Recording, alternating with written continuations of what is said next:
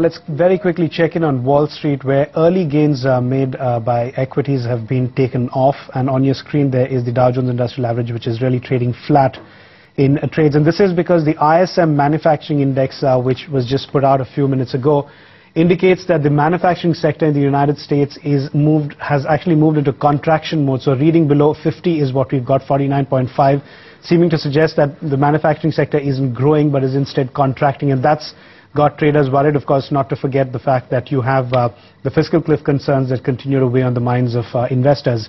In Europe, the markets gained in today's trades after Spain formally requested an EU bailout for its banks. The markets also got a boost after the manufacturing PMI data for the region showed an improvement in November at 46.2 from an earlier reading of 45.4. Let's keep it with international markets, and Joe Rundle, who's head of trading at ETX Capital, joins in on the show. Joe, many thanks for speaking with us. First up, would you view Mario Draghi's call to EU leaders to leave their fairy world behind and get on with the reform process, perhaps as an expression of frustration at the pace at which leaders have been, moving to set things right? Yeah, I think there's complete frustration in the Eurozone and from the investor base as a whole.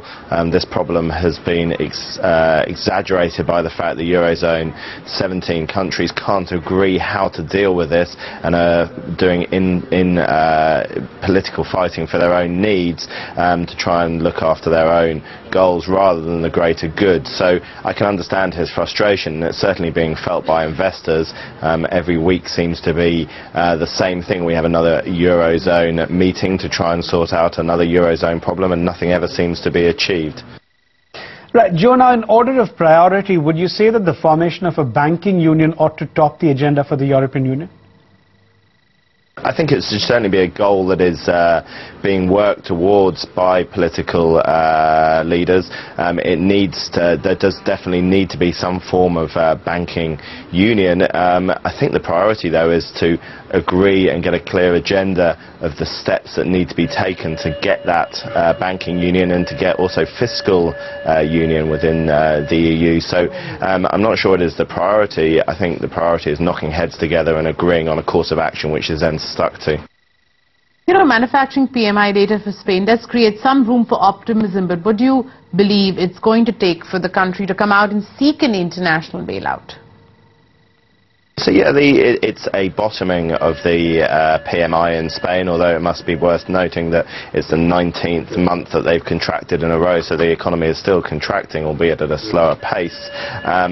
I'm not sure Spain is going to ask for a bailout at the moment, and I think the Spanish government and the ECB are hoping they don't have to do that, and the threat of OMT gets their yields down. We've seen yields at lows of about 5.3% today on the Spanish 10-year.